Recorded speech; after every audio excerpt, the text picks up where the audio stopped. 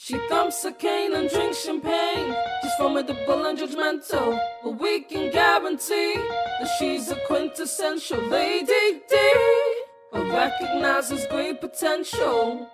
What would Danbury do? Welcome to What Would Danbury Do, your guide to Julia Quinn's Bridgerton series from A to V. It's been a long time between seasons, thirsty viewers, but Bridgerton on Netflix is back, and there is just so much face acting. We can't without emergent and somewhat surprising crushes on Jonathan Bailey, and we aspire to find our inner Kate Sharmas. Let's get into it.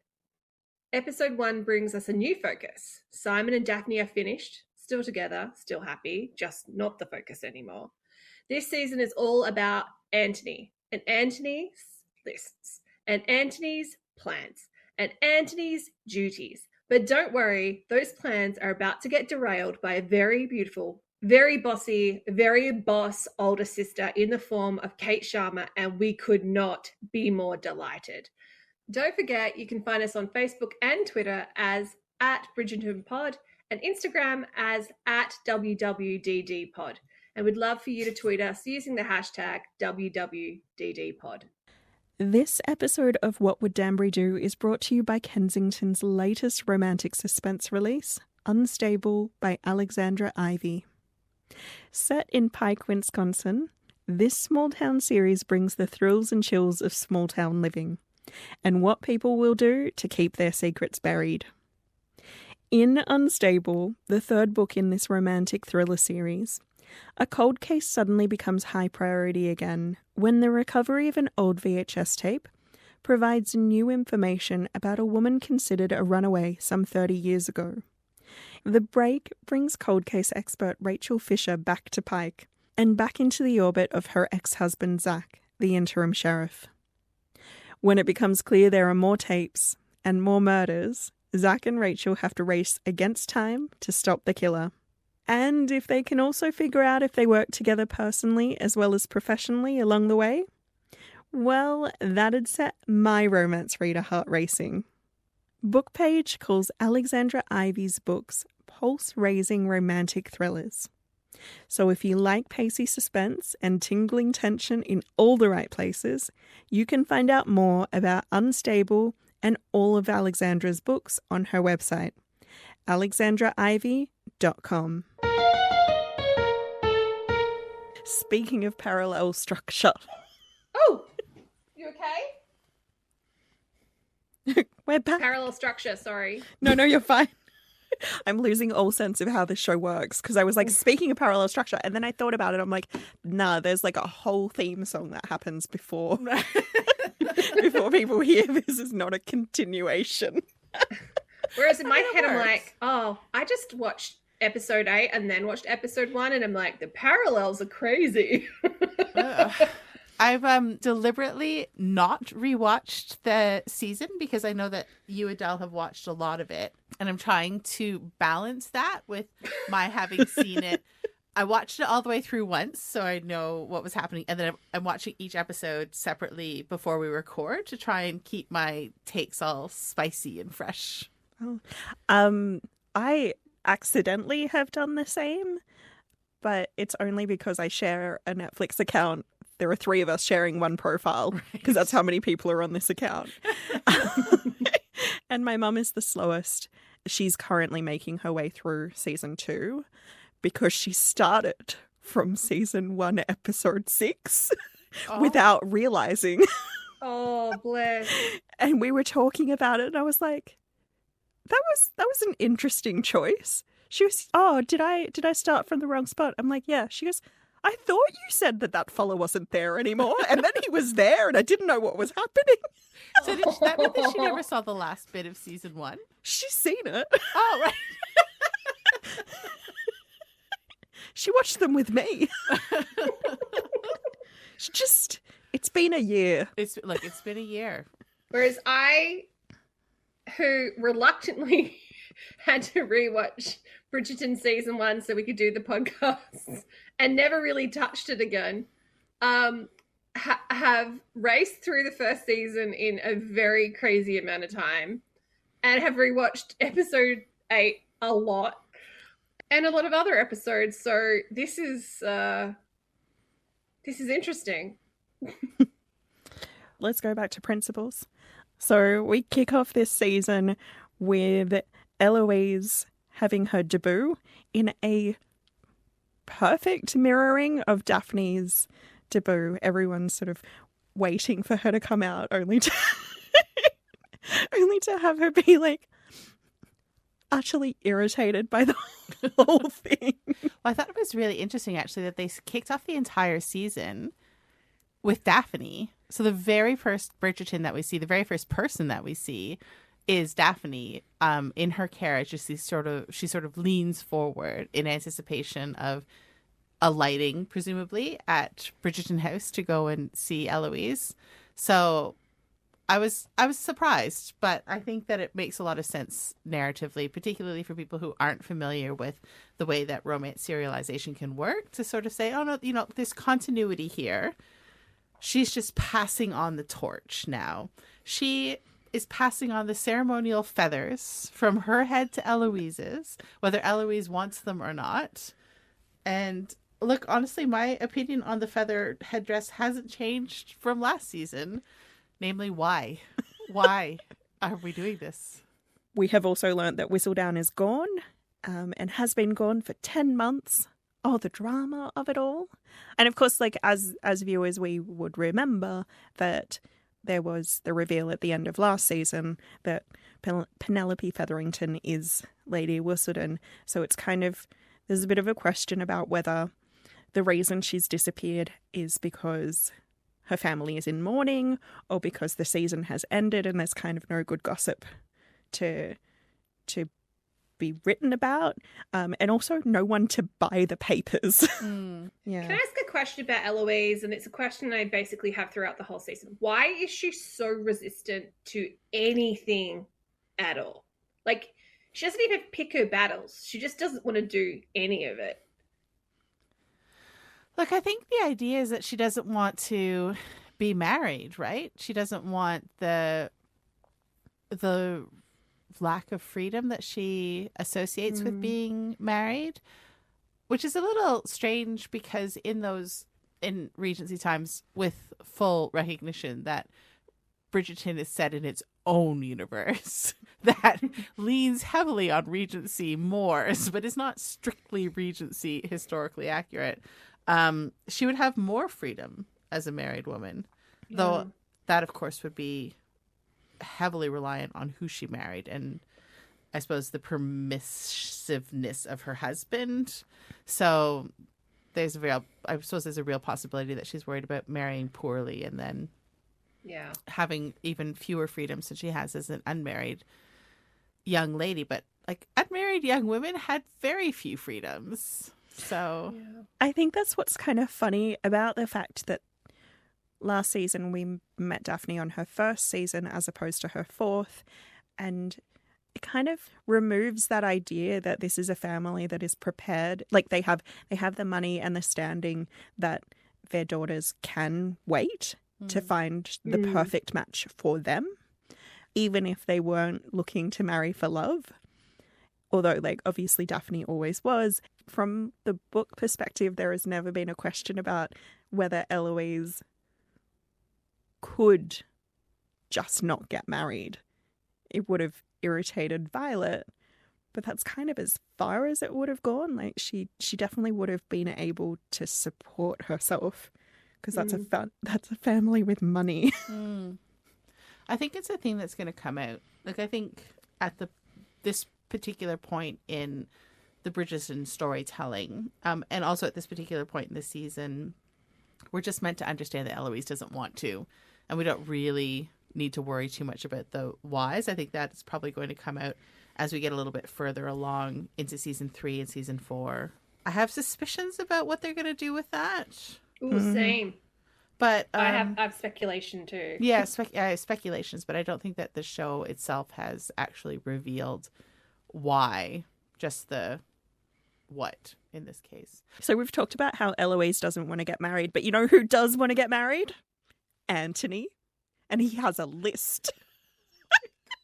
I hate him so. Like, he started this season at such a deficit for me, and I just every time he talks in this episode, I'm just like, you shut your mouth. But that was the point of season 1, was to put him at such a low level that there was the only way direction was up. Oh, they have succeeded. Did either of you guys write down what his list was? Tolerable, dutiful, suitable enough hips for childbearing, and half a brain. But the last is a preference rather than a necessity. He is the worst. I mean, he's a man who knows what he wants. Not what he needs, but what he wants. Yeah, Anthony has some requirements. He does. But we also have to talk about that Danbury and Queen conversation in that amazing room. And they're talking about the anointment of the diamond. I just really loved the way that everyone was talking about the diamond as like some kind of title that you can hold within. Win. Like, you win, it gets appointed, and I'm like, it's not prom queen. Like, there can be a few diamonds of the first water. They sort of dropped the first water part altogether, Yeah. which is really interesting because that's what the first title of the first episode of season 1 was called, Diamond of the First Water. And now they've just dropped that and just called it Diamond of the Season, like it's prom queen, like it's homecoming queen. Like, there is one of them and it is a title. I can say, as someone who's not from America, it feels bloody American. Yeah. Like, ugh. I mean, I'm not American either, but we do have prom queens in Canada, and like, this is not the way that it works. You know, the queen doesn't, like, no. There's no sash that goes along with being a diamond. Or a choosing ceremony. It's like it's The Bachelor or something. It's weird. I feel like they're just setting the queen up, like, to constantly be ridiculous.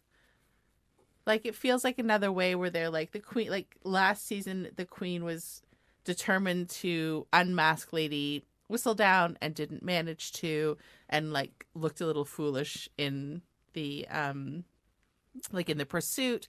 And then this time she's meant to she's meant to bestow the title of Diamond on one of the debutantes, and then that debutante doesn't end up being everything that the diamond is supposed to be. I feel like it's just a way to constantly undermine the queen throughout the season.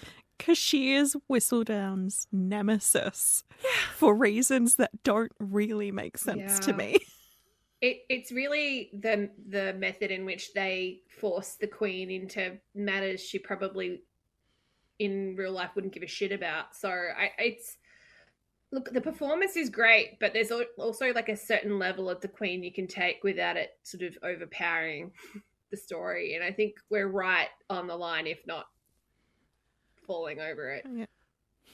Well, it does make sense that it's essentially just an extended trailer for the prequel. Yeah. But while we're at court and it's Eloise is in the midst of being presented, things are interrupted because the Lady Whistledown papers have... So I have a question about this, because we see Eloise and Daphne in the carriage, and Daphne's like, I chose a picture on the wall to stare at, and I practiced all the time, and you have to be pleasant and smile and whatever. And we're all like, Daphne, like, you were completely fucked before your debut too, like, just shut up already. And Eloise is all like, ah! And then she gets to the receiving room, I guess, and she's all like, ah! And then it sort of jump cuts between Eloise being all like, ah! And Penelope. We get to see the Featheringtons. And Lady Featherington continues to wear her own shape of dress that is seen on no other characters throughout the course of the entire... if you've got it, flaunt the hell out of it. But she's yelling at Penelope, who is waiting by the window. And she keeps saying, come away from the window. But Penelope just keeps looking at the window. And then the papers arrive. And they arrive at the Featheringtons' house. And they arrive at court. And everything is interrupted. Are we meant to understand that Penelope was trying to engineer it so that Eloise wouldn't have to go through her debut, That's the question I wrote down as well, actually. Yes. because that would take some orchestration. It is a little bit later, but that's effectively what we are supposed to understand. Okay. It gets like confirmed a little later on this episode. Oh, does it? Okay, Yeah. I missed that part. Because when I was watching that, I was like not entirely sure what Penelope was looking for, and I thought maybe she was trying to keep an eye out for Colin, which like wouldn't make sense. He's not around. He's in. Forgotten where he went Albania. to. That's right.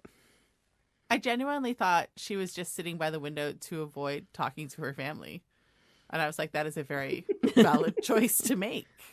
I know that they're in half mourning, so like, which is why the color scheme of their clothes are so different. But I really love that color on Penelope. The khaki kind of color on Penelope, and the sort of the burnt orange on Prudence. It just was a bit bronze. Yeah, it was lovely. It actually looked really beautiful with their skin tones. So Yeah. it must have been nice to feel like you're in a suited dress for once. But you're not allowed to socialize with anybody. No. Nobody gets to see you. It's like having a good hair day when you're in quarantine. This is the point at which we get some Dutch angles so that we know that we're like learning a secret from the past. And it's really, it's very dramatic. So we're getting all of this, like, these flashbacks to how Penelope manages to be Lady Whistledown. An Irish accent is all you need. And a cloak. A weird hat. A weird, like, strip of fabric that sits across your head. But I imagine it was the Irish accent that really sort of confirmed it.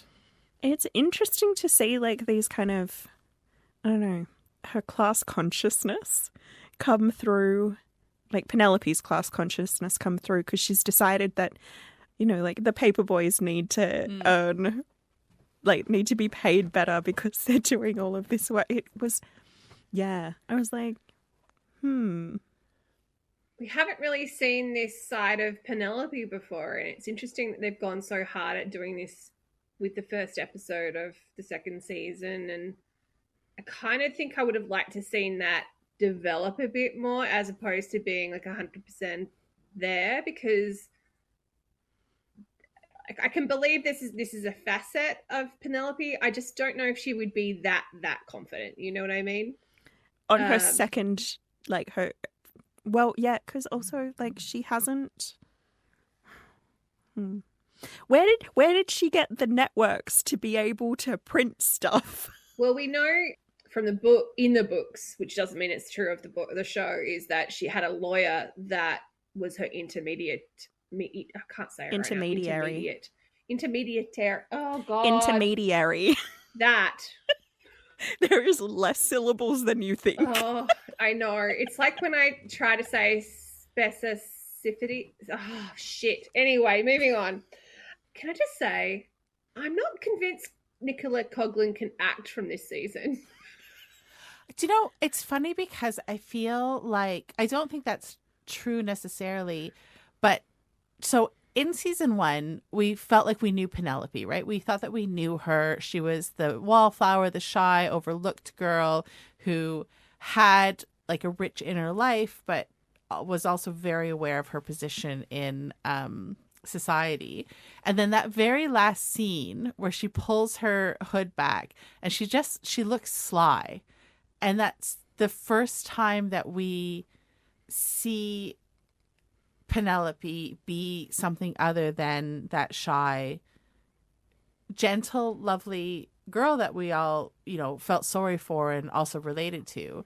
And then this season, they leaned really hard into the sly Penelope and very far away from the shy, quiet Penelope. I just don't think they gave Coughlan a lot to do this season. I think it's all very one note, similar to what Eloise is doing, which is heightened histrionic kind of stuff versus boss babe stuff. I think they were sort of forced to try and have them more involved in this season, and I think they were kind of running in circles.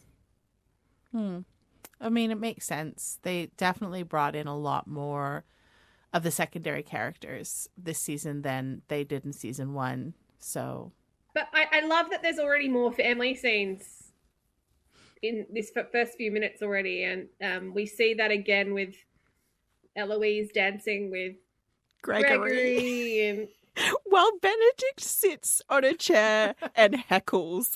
Like, I'm like, my dude, that's a child that she's dancing with. yeah, but You Gregory, could help. there are lessons for Gregory as well. It's just, I think the disconnect there is that Eloise still needs them at the same time as Gregory, who is several years younger, also is getting them. She needs primers, and Gregory is like, I'm 10 and I can dance better than you. Like, get your act together. But what I loved about this scene is it shows that Anthony's really taken some of the lessons from season 1 to heart. Like, he's actually really on everything. And we hear him talking about all the things he has to do and the staff he has to hire to help his mum for the season and things like that. And which is showing sort of a renewed focus that we probably didn't see so much in the first season. But then he's like, and I need the ring. Which really undercuts that to show, like, Yeah. how much this is all just a perfunctory kind of Yeah. I don't part think of you his chores. understand. It's his duty. It's Because just he's part got of his long interviews. list of duties to Yeah. get married. I love that he does interviews. Like, I know that's not romantic at all, but I kind of adore that. Did you see the list of interviewees included a Miss Julia and a Miss Quinn? Lady Julia, Miss Quinn, yeah. I actually loved that. It was sort of like a training montage, but like Bridgerton style, where you have him like staying on top of the accounts and doing all the Viscount And how much things. pressure it is. I have to reference it because I saw that Jonathan Bailey did. Like the spoon thing in season 1 was a big thing. So he just decided Anthony wouldn't do that. He'd be really like economical and just shove it really quickly, anything in his food, like his mouth really quickly. So there is a spoon scene in Gunter's with one of the interviews, and like the spoon is barely in his mouth. I thought that was such a good choice. Because he's not trying to seduce that No. girl. Nah. But the whole montage is kind of over the top of it. We're hearing a classicalized version of Nirvana's "Stay Away," Yes, we are. Yeah, we are. which is such a fucking choice. Hey, I feel a lot of the music choices this season are quite odd. yeah. And don't necessarily work. After a decadent night, Anthony is making his way back to, I guess, Bridgerton House, when he notices a young woman riding astride across the park. So this is the meet angry? Meet disaster. Is it though? No, it's not really a disaster. It's not. It's like But that's what they get called. Meet disasters. I love that he does call it a race when she didn't even know he was. Yeah, she's like, Doesn't it have to be a competition to be a race? Yeah. Like, he flirts with her. Like, the boy is thirsty. He's having a good time. Yeah, he's smiling. He's laughing. Like, what the hell? Who is this? listen, when he meets her, she is an unchaperoned woman. So she is either married and so maybe could be available for a dalliance, or she's unmarried and of a class that is like maybe someone he could have a dalliance with and give her like a little allowance. So to him, this is not someone he's interested in marrying. He is absolutely looking to sleep with her. He's looking for a Whilst ride. he already still smells like sex. Ugh. Also, Did you hear what Kate said? 'Cause No. she's disgusting. I said he's looking for a ride. She's also riding astride. She is, and we all know Yeah. like, With her what that means. skirts all hiked up and her calves being shown. Her, saying. her ankles are full out. She's sending all sorts of messages. Like the eye contact's there from the beginning. Like And this, they're engaged. It's lively. He's Simone smiling. Ashley. I still can't get over that. Simone Yeah. Ashley has this chin lift that she does. And I live for this chin lift that she does. And it's the first time that we see it when she's jumped over is it a hedge, I think, Yeah. or something? Is it a hedgerow? I don't even know. And Anthony's like, whoa. And she's like, bitch, watch me. And like takes the jump. And then it's like she's ridden to the top of a hill, even though there is no hill. Mm. It's got top of the hill energy. And then she just does this chin lift. And you're going to see it again through the rest of the season. But that's the first time. And she's just like, yeah, I did. This meeting is happening about 15 minutes into the episode, and everything before this, like, sure, we keep hearing Anthony talking about he intends to get married, but you could forgive a lot of people for thinking that this series, like this season, is going to be about Eloise because of how heavily it was mirroring season 1 from like in kind of its opening. So like they had to come in really, really strong with this meeting to make you kind of go, oh, no, these are the people. And also we are about to get a truly frustrating love triangle. So we got to establish real early who we should all be cheering for. The way she sort of teases him, like she won the race, even though she was denying she was in one, and then like he just does that huge smile with the dimples. Oh, dimples. I know. I didn't feel it last season, and he kind of made me feel it this season, and I'm actually a little bit mad about that. I'm staying true to being in the moment, and because I have only just, like, my rewatch has me only at episode 1, I'm still not feeling it. Yeah, fair enough. I know that will change because I have watched the entire thing already. But for right now, God, I hate him. He hasn't got there yet. So we find ourselves back at Lady Danbury's in a very, very pink morning room, I guess. And we find ourselves introduced to the Sharmas, Edwina, who is having her debut, and her mother, Mary. And they're covering for Kate, who's still on her ride. Did you guys clock the portrait of Lady Danbury I did. in that scene? In a pink dress. I did clock it. It's a great portrait. I was like, I would love to own that. If anyone wants to buy me something for my birthday. Netflix, make prints available. So speaking of pink, we also meet Edwina, who is practically perfect in every way. Just a darling little ray of sunshine with perfect posture and perfect manners. And Mary. And it's hinted at, or I guess confirmed, but we never really get any more details, that she and Lady Danbury are friends from the before times, and that Lady Danbury is sponsoring the girls, so both Edwina and Kate's debut into society this season. And they left London when she fell in love with a man who we don't really get a lot of information about. At one point, he's referred to as a clerk. He was the secretary of the palace. Oh, is that why? Okay, well then how would they have met? Like, why would he have been in London? Look, I'm doing a lot of heavy lifting for them as I say this, but he might have been like on palace business or with like as part of like the entourage. Point is, unsuitable husband, off to India, and then is back with her 2 full-grown daughters. Danbury clearly has plans. She's got all these tutors already set up to work with both the women. That seems to get Kate's back up. I mean, Lady Danbury, and we all know how I feel about Lady Danbury, but Lady Danbury is making a lot of assumptions that, absolutely, you know, should not necessarily, they should have probably been questions rather than assumptions. And Kate is just pointing out that they should have been questions instead of assumptions. I don't know. I got real mad. Did you? I think Yeah. she was justifiably proud of the work that she'd already put in. She was audacious. She that's and for Lady sure. Danbury are the same.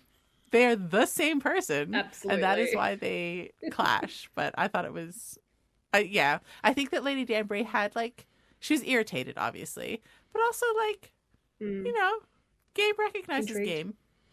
Something that I noticed, because I know that we love to talk about the way that the wardrobe kind of sends certain ideas or like flags certain ideas, is in that room, everything is pink, including Lady Danbury and Mary and Edwina Sharma.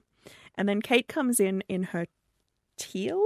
Yeah. And at first I was like, oh, that's really fucking bold and obviously it makes her stand out. But if you look in the background, there's this like bluey teal kind of like detail to the walls.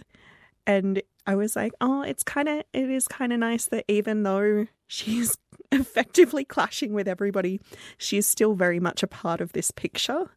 And that idea is kind of carried through. I genuinely don't know how deliberate that is. So I'm really prepared for it to be, you know, not like for it to have not been a deliberate choice. But if it was, it works. I don't know. How about we give them credit? We see if it happens again. Just a cute little metaphor about how things can be complementary even if they don't match. We also meet Newton. I was going to say that we meet... Oh, I literally cheered.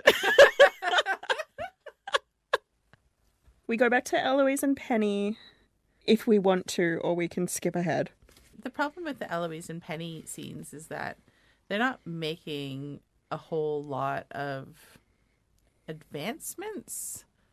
Like Eloise is unhappy and doesn't want to be at the ball. Oh, no, actually, you know She what? quotes Wollstonecraft. She quotes Wollstonecraft. She's like, I had the time when I wasn't reading Danbury to read articles that are 25 fucking years old. Like, you're so cutting edge, Eloise. Like, yeah, bring it, bitch. I'm like, what the hell? It's also the first clue of other people's observations of Penelope that she could be whistled down in that she goes through lots of quills. Also, Eloise is wearing a pancake strapped to her head. Anthony specifically rejects a girl whose hobby is hat making. And I was like, I don't know, man. I think you could put her back on your list because your sister needs some fucking help.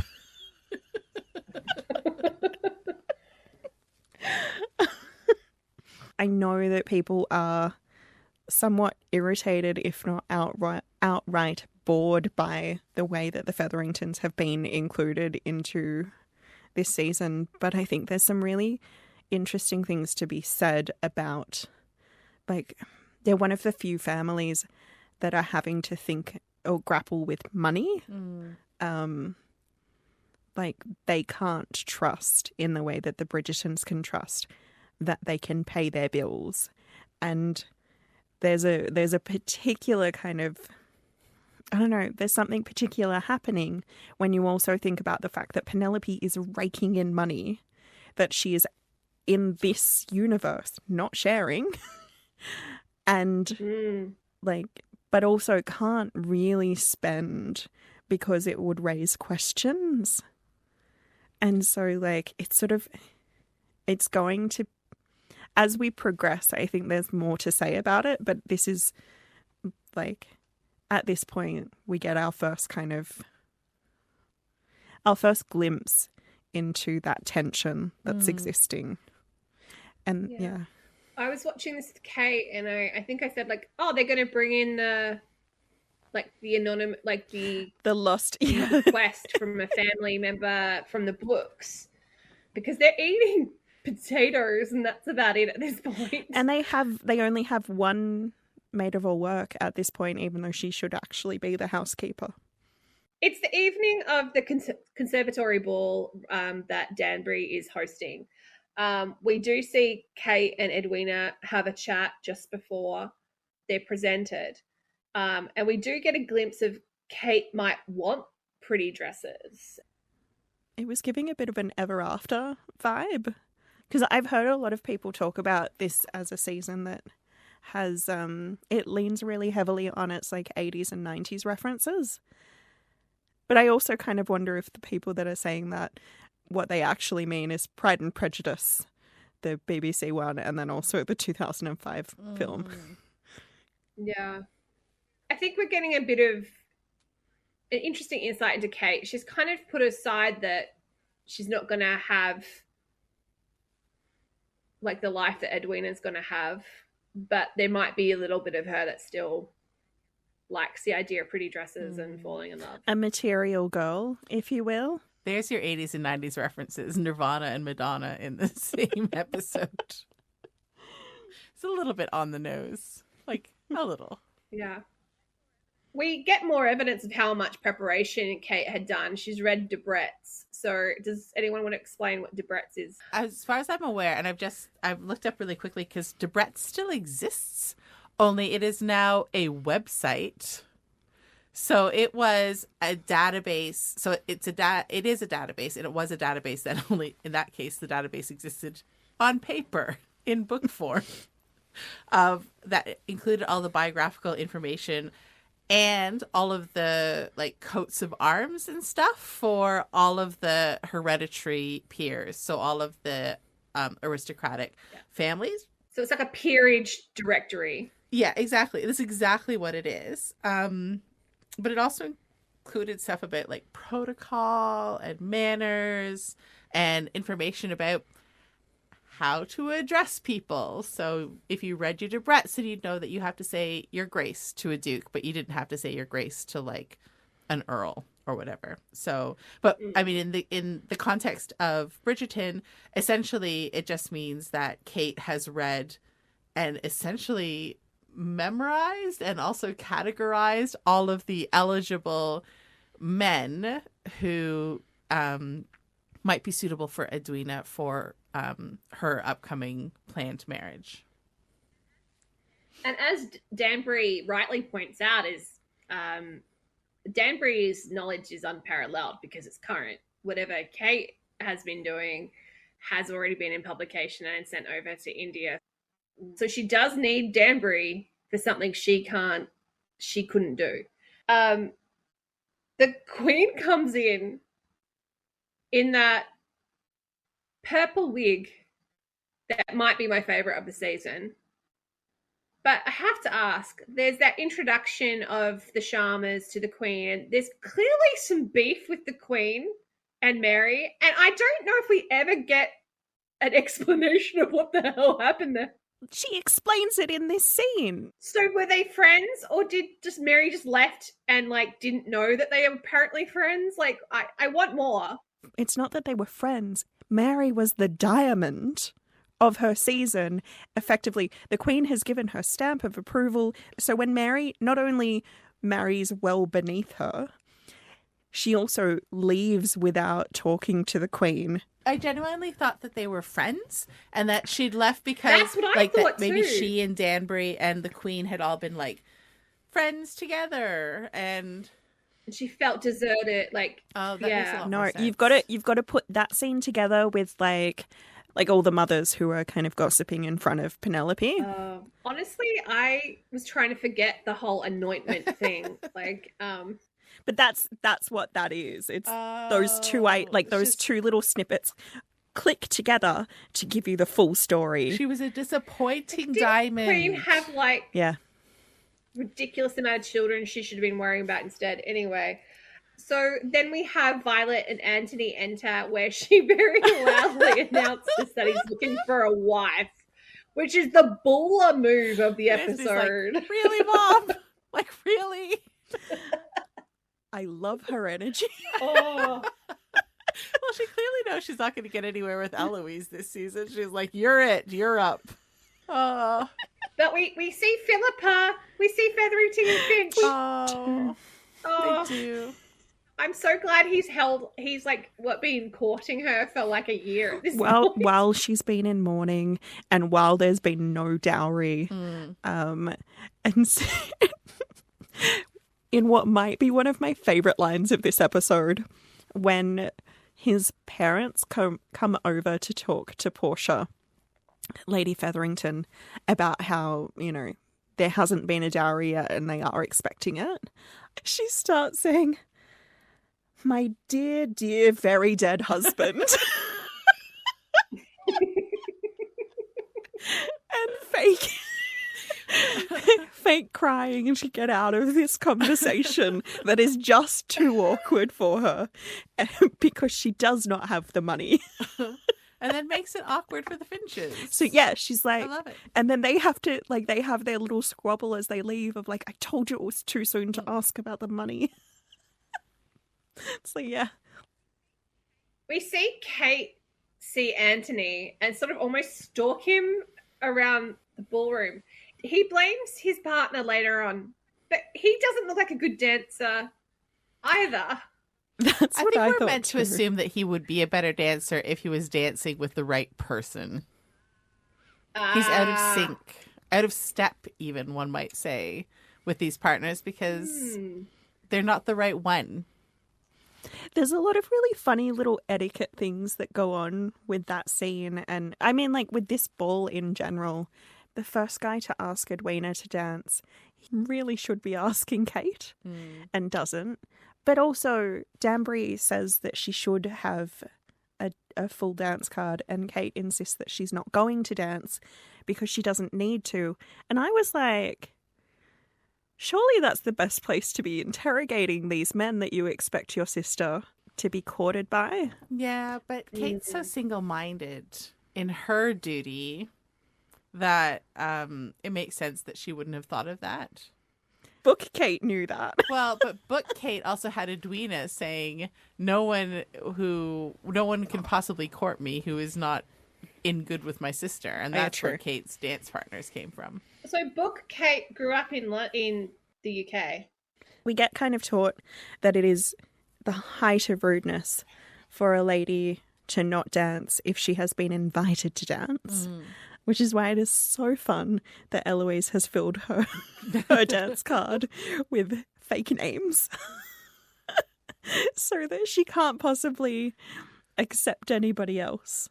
But also, that's why she's never on the dance floor. Yeah. You think that somebody would notice? Sorry, my dance card's full. And yet you have not danced at all tonight. There is a dance happening right now, and you are here.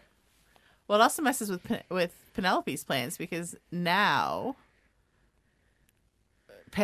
she can't sneak off to the printers. So apparently she used to get in close to like the footmen and hang around behind the groups of people gossiping, get everything that she needed to know, write it in the carriage, I'm presuming. I don't know. Either way, things were being stuffed down her bodice an awful lot for a time when ink was really inky and would not set into paper very quickly. As someone with a bountiful bosom, as does Penelope, my boobs can dial my phone if they need to. Like, I suppose it doesn't really matter if she gets ink all over her breasts. Like, literally nobody sees them. Yeah. Well, she misses the drop-off with the light system that she clearly perfected last season. Yep. Which means her Irish maid has to go into the rescue. Like, the thing is, though, she knew Eloise was coming out for a whole year. She couldn't have gotten more prepared. Well, I genuinely think that she must have assumed that Eloise would be dancing. Oh, no, that's not unfair assumption to make. Yeah, no, you're right. I wasn't quite sure of the timeline that we were supposed to be on, so I sort of looked at like 1814-ish. So £10 was 1813 was about the equivalent of £900 in today's money. So how much is that in Australian? Oh, fuck, I don't know. I did the pounds research. What is double, right? Generally speaking. Okay. And then so she was putting out Whistle Down 3 times a week, right? Monday, Wednesday, Friday. Oh my God. So she was making £2,700 a week equivalent. So, well, I forgot we've lost track of where we are, have we? I think that we need to have the gross discussion with the boys. Oh, the wed, bed, and get bread. And bread. Oh. It's worse than it rhymes. That means they thought about it, workshopped it. I do love that he was so happy to see her until he realized she heard him. And then he was like, none of that was meant for you. Like, it's such bro shit. Yeah. Like, you can't be mad that you heard it. You weren't supposed to hear it. I was like, that's some I'm sorry your feelings are hurt bullshit right there, Anthony. You? Pardon me, my lord. I never got your name. I was wondering if we'd meet again. So you might discern if my wit is acceptable, my manners genteel. You were eavesdropping. It was hardly an effort, seeing as you were proclaiming your many requirements for a wife, loud enough for the entire party to hear. You take issue with my requirements? I take issue with any man who views women merely as chattels and breeding stock. None of that was meant for you. Viscount Bridgerton, yes.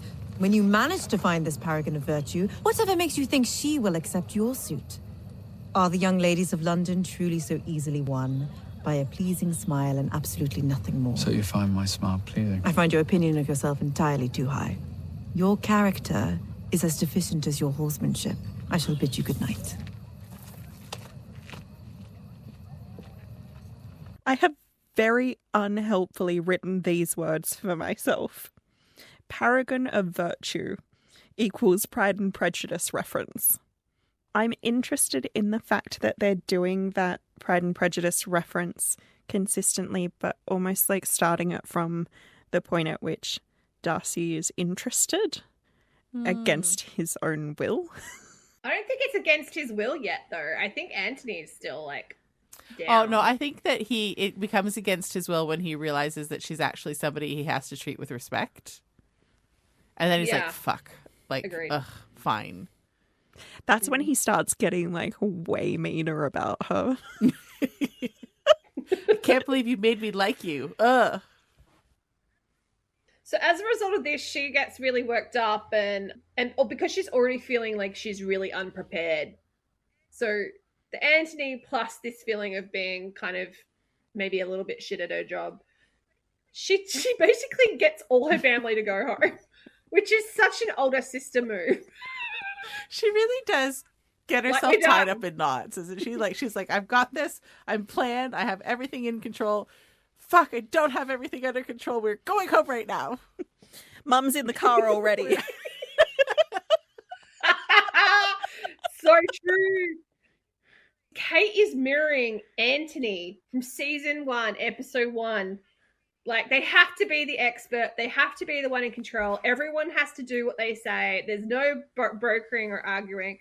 Like, she's Anthony right now. Well, I mean, that's the beautiful parallel through the whole of the season, I think, is that they're both so focused on doing their duties to their family that they forget to check in and do their duties to themselves.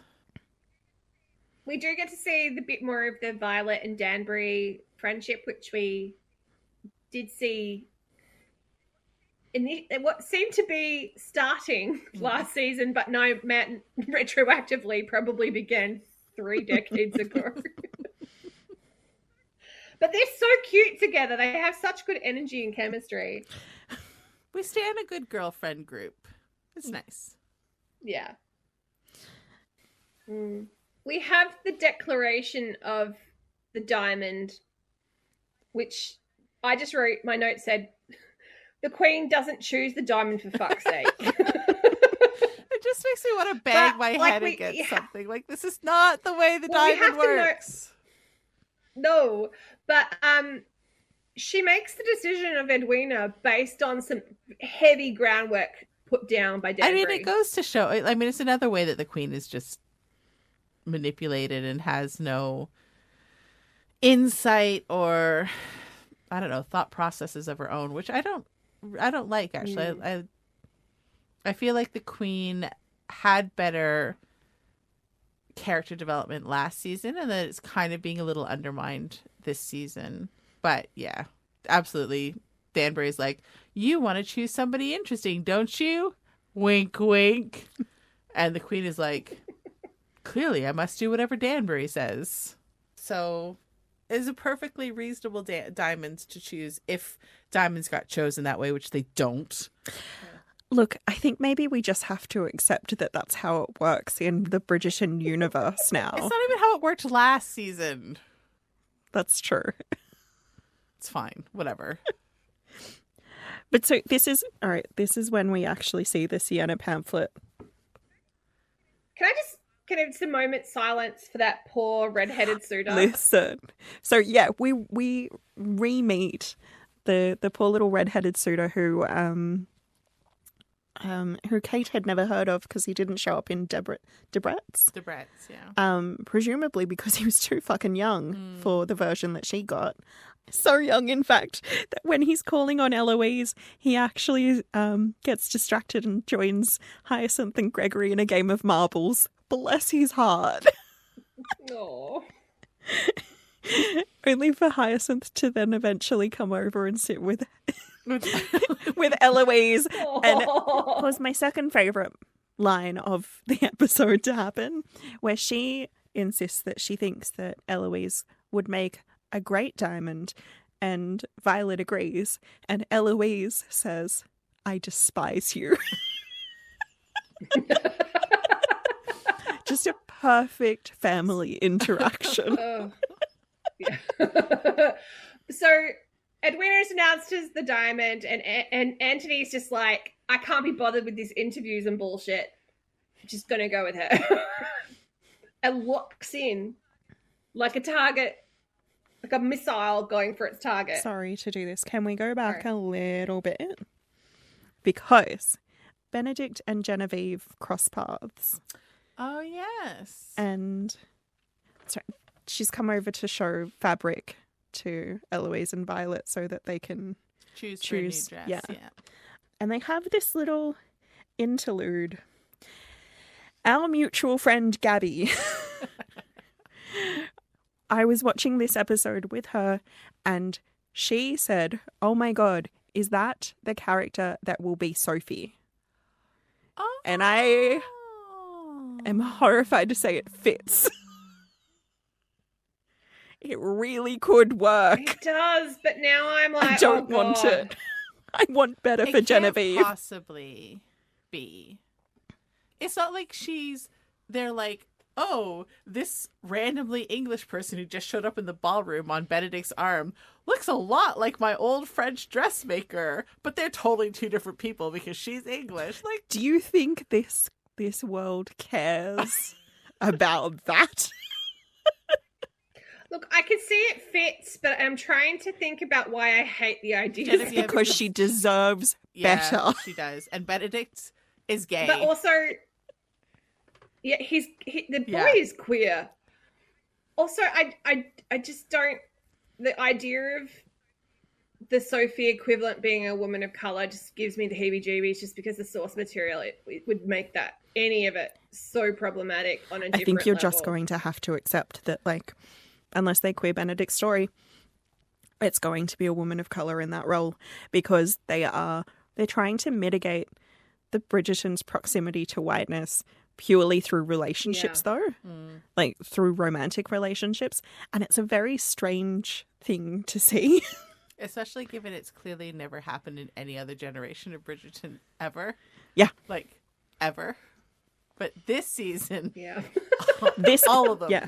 This set of siblings are all just going to go out, and so they're going to create. It's very much a metaphor for, like, it's the microcosm of the macrocosm of the world that this, like, series is set in, where love solves racism, and it's solving racism by marrying each of the siblings off to somebody who is not white, and it's boy, do I have feelings, but.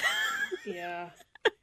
I've seen people getting in arguments about the race of Sophie, who's like, they're like, no, it's time for a black woman. And like, no, it needs to be. I'm like, oh my God, this is also like gross. Well, that's when, I'm not going to, you know, I don't have any strong feelings about like what races we're going to see. I just know. I'm really, really certain that there is no way that any of them are going to end up with a white partner. Because it goes against kind of the ethos of the show. I'm getting back to Genevieve. I think that the idea The idea is interesting, and I will definitely be thinking about it. I don't know that it will work particularly well because... Well, there are things that have to kind of... Yeah, that would have to change about the story, but this is a work that is happy to make changes in its adaptation. Yeah. But I also think that like you can still kind of pull off the whole like mystery girl at the masquerade. And so I would You could, and I hate it. Yeah. I hate it. Right? I don't like it. I got real mad. It's because she's been in a threesome with him. Well, I'm really having to I'm trying to sort through all my prejudices and stuff right now. Like non-monogamy, as long as everybody is consenting and informed. Yeah, like I would love him to end up in a threesome with like a triad and having like a male and a female partner. That would be great. Even like the threesome that he had was her and the wife of the man that he had been flirting with. Yeah. So like clearly Genevieve is someone who is open to like partners who or even if she's not personally open to it, she is aware that it is something that can happen. So I don't think it would mitigate like I don't think it means that he wouldn't still be queer. Like it just in our headcanon, because I don't know if the show will ever go there, but like I mean, regardless of what happens in the future, in this case she turns him down flat. Yes. What if there was a lot less sex scenes in this season because they're going to just do orgies all the time next season for Benedict? Doesn't matter. Everyone is welcome. He's open, accepting of all love. We're making art, we're getting high, and we're fucking. That's what season 3 will be. Sign me up. I'm so here for that. We have this scene between Kate and Danbury where we finally understand the stakes that exist for the Sharma family. Oh God, were these necessary? No. And also, I just don't understand. Like, I get grief. Like, obviously, there's a lot of grief storytelling through the course of this season, and I think that we're meant to assume that Mary went through a similar grieving period to Violet. But also, like, how does she not have this information? And how does Kate have it? And Mary does not have it. Especially when you do the maths, which is my favourite game on Bridgerton. Let's do the maths. Kate is 26 and she says that she has been doing this for 8 years. And that means that she took over as head of the family at 18. Oh, just like Anthony. What? I see what happened there. But also that means she wasn't an old maid when she realized, like when she had to sort of prioritize Edwina, she shelved her whole future for Edwina. Still doesn't That's It still horrifying. doesn't make sense though why she has that information and Mary does not. Exactly. Like, how is she in correspondence with the Sheffields, but Mary is not? Especially because she's not a blood relative of the Sheffields, and they don't like that. No, that's exactly right. But also, she's arranged for Edwina to be okay and Mary to be okay, but there's no provision for her in this deal. She's going to become a governess, which, I mean, Rudy would be okay with. Rudy loves a governess. I love a governess. But I think at this point I was thinking that she would, because Mary would be okay, that she would stay with Mary and she would continue to live with her. But Mary has to live in the UK, so she'd go back to India. But like maybe Mary would provide her with something. I think it's also, there is a conversation this episode of Edwina and like knowing that Kate's going to go back to India, but in her head she's like, no, but you'll visit and you'll be the favorite aunt. So Edwina's vision is different than Kate's. I think you guys have jumped ahead like a lot in Kate's thinking, because I think at this point she is expecting to be very much a part of her sister's life. Yeah, you're quite right. We have our third classicalized pop song of the episode. They're really burning through them. They're kicking off hard. But it's so on the I know. nose. Like, oh, it's so obvious. It's Diamonds by Rihanna.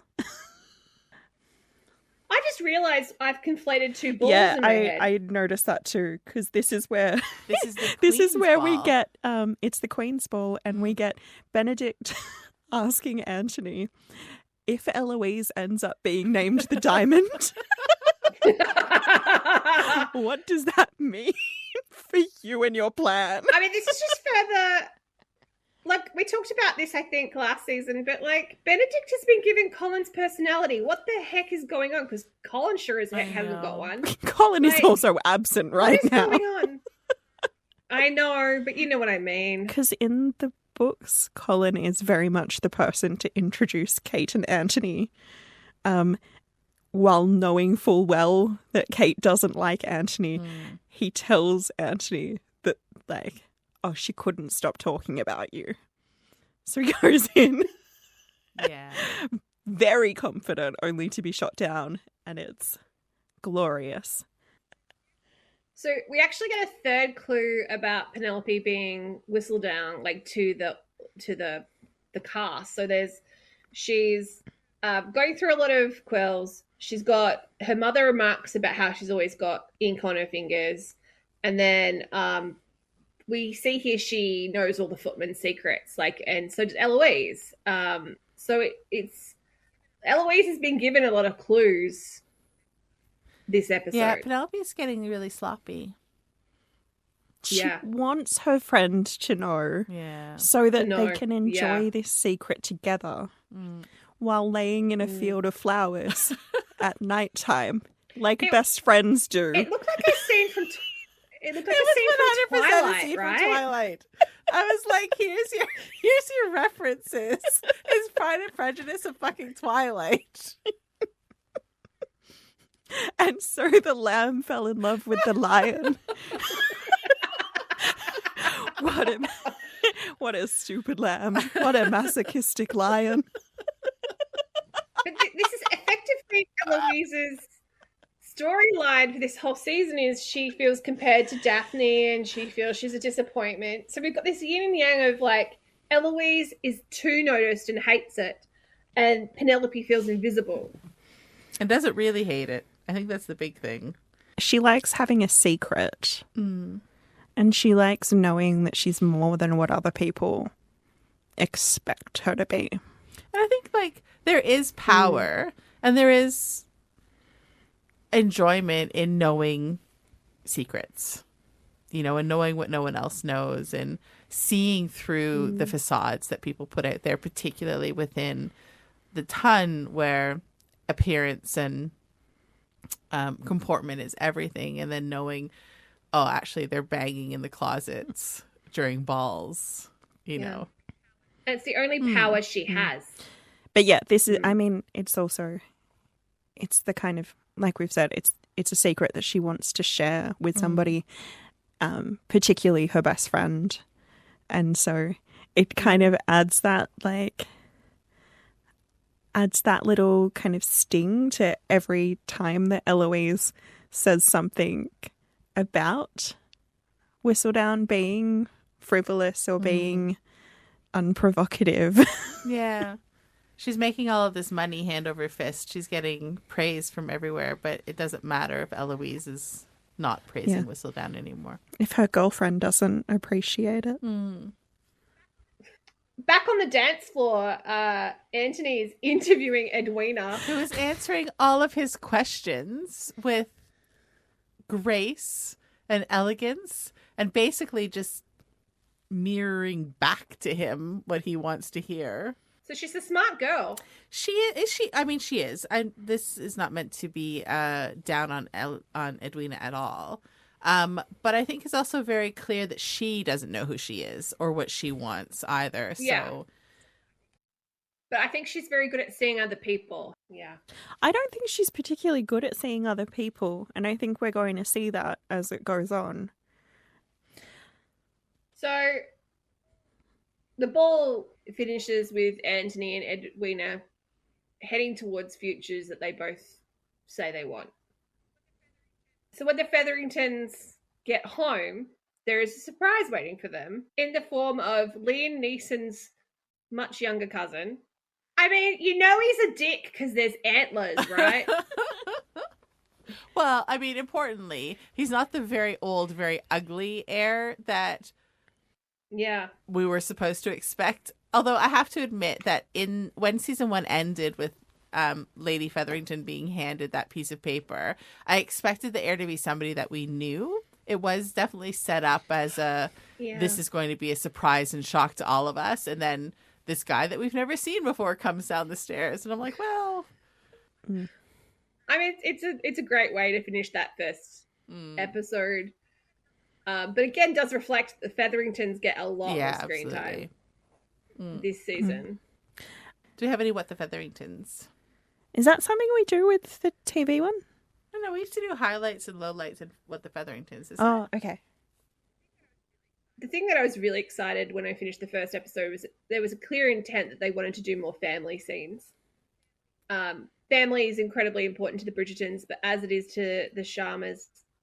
So it's the family scenes were the thing I enjoyed the most about last season, and it was good to see so many of them already in the first episode. And that it wasn't just dependent on Daphne being there or not being there. Mine we've touched on already, but it's mostly that A Vindication of the Rights of Women was written and published in 1792, which was very, very, very, very, very before this season. And Eloise's feminist treatise should probably be updated a little bit. I think I just felt bad for the little red-headed child. I mean, he got a nice game of marbles in. I don't know. I know, but when they first introduced him, they kind of did it like, ugh! Like, he's so unattractive and young. Like, am I, oh, that's just mean. Oh, I thought it was more just like, that's a baby. Oh. Do we sincerely believe that those two sisters share dresses? Because... Well, no, there's a foot difference in their height. I think that Edwina just hadn't seen the dresses before, so she wasn't sure who they belonged to. Yeah, exactly. Because I was looking at it, I was like, there is no way that she can wear your dress, Edwina. That is, her ankles will show. Just pure height. Like, this is going to be a problem. Is it time for What Would Danbury Do? This is where we imagine that a character from another book seeks the advice from the grand dame of Don't Fuck With Me herself, Lady Danbury. This episode we hear from Esme, the protagonist of A Spark of White Fire by Sangu Mandana. Dear Lady Danbury, when it comes to playing long games, I'm pretty damn good. I've always been there for my family, planning our return to the throne, working to undermine our enemies. But now that I've met our enemies up close, they just don't seem to be that villainous. My step-cousin in particular is hardly the monster that I was brought up to believe. I'm trying my best to remember my duty, but I don't want a rigid adherence to lead to war. And why is it that my enemy seems more on my side than my family? I'm in desperate need of guidance. What would Danbury do? Danbury loves a good consolidation of power. So there's that to consider. But she also values, what are they called? A good, adversary. Like, a worthy adversary. I think I got a bit stumped by step cousin. I was about to say sex cousin accidentally. Yeah, look, I won't lie. I also got a bit thrown by that. I was like, oh. But what? I mean, technically fine. Well, were they brought up together? Technically fine, and also when it, Lady Danbury is a woman of the ton. She understands that sometimes cousins are not off limits. Is that the rule of Lady Featherington? Step cousin, to even make it even clearer that there's no blood shared here. Everything's fine. I mean, for me, it has to be blood and childhood shouldn't be shared. I remember like ages ago. Do you remember when stepbrother Yes. romances were like quite the thing? And Yes. there were Nope. 2 theories that kind of did the rounds.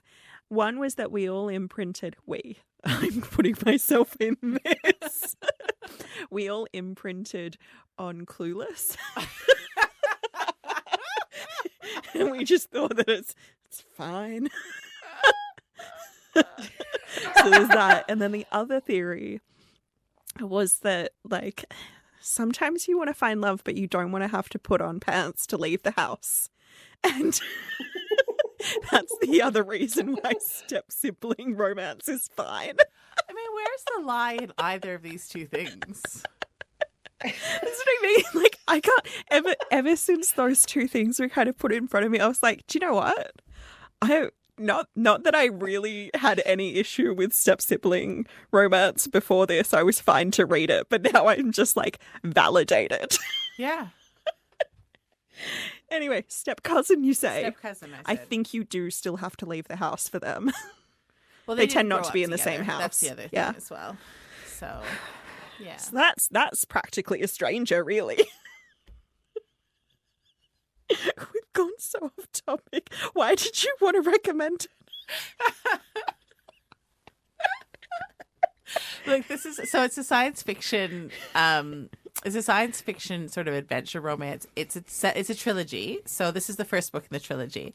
But I really thought that there was a lot of similarities in terms of this idea of what you owe your family and what responsibilities each member of the family has within their, within the goals, I suppose, of that family. This is just sort of writ large because it's about interstellar war as opposed to ballrooms. But the thing that I thought was really interesting about this trilogy, and I really loved it, is it's actually inspired